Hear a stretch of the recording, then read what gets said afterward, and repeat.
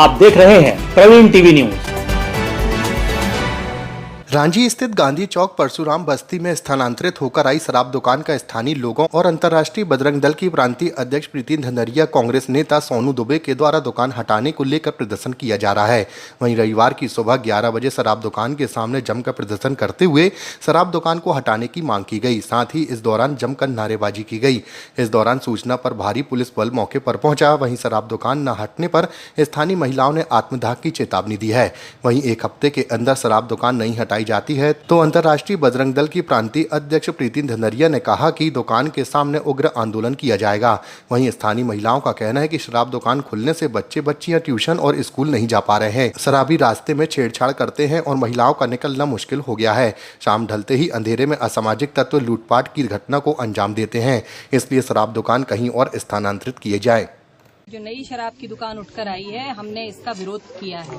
जब MIC सदस्य दामोदर सोनी जी के द्वारा कहा गया था कि ये दुकान वहां भी नहीं जाना चाहिए और यहाँ भी नहीं रहेगी, उसके बावजूद ये शराब कंपनी के द्वारा इस दुकान को जबरदस्ती यहाँ पर स्थापित कर लिया गया है, जिसके विरोध में यहाँ की सभी माताएं बहनें हैं। क्योंकि शराबी ये आने जाने वाली रोड है, यहाँ पर सामने शराबी शराब पीकर यहाँ पर कांच की बोतलें फेंकते हैं, माताओं बहनों के साथ में छेड़छाड़ करते हैं, गाली गलौज करते हैं। इसलिए हम लोग इस शराब की दुकान का विरोध कर रहे हैं और अगर ये शराब की दुकान यहाँ से नहीं हटाई जाती है तो इसका उग्र विरोध करेंगे हम लोग। जो है अविरोध प्रदर्शन किया गया।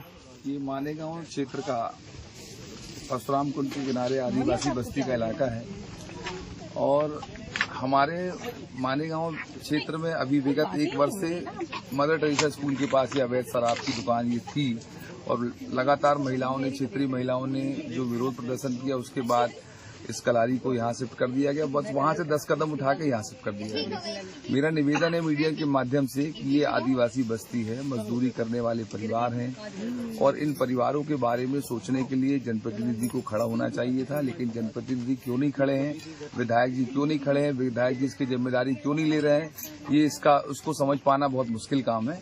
लेकिन मेरा कहने का मतलब है कि सरकार आदिवासियों को आगे बढ़ाना की बात कर रही है, शिक्षा की बात कर रही है और ऐसे क्षेत्रों में अगर दादी की दुकान खुल रही है तो इस परिवार की स्थिति, बच्चों का भविष्य क्या बनेगा। आज वो बच्चा यहाँ दारू की दुकान में आसपास ये जो चीजें होगी, जो हरकत होगी, वही सीखेगा।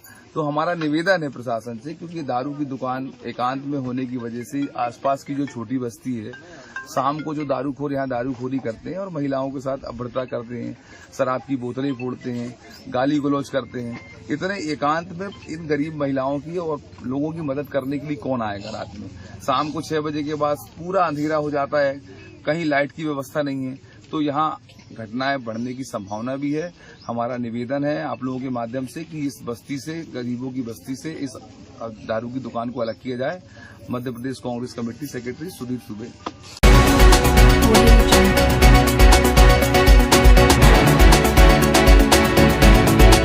आप देख रहे हैं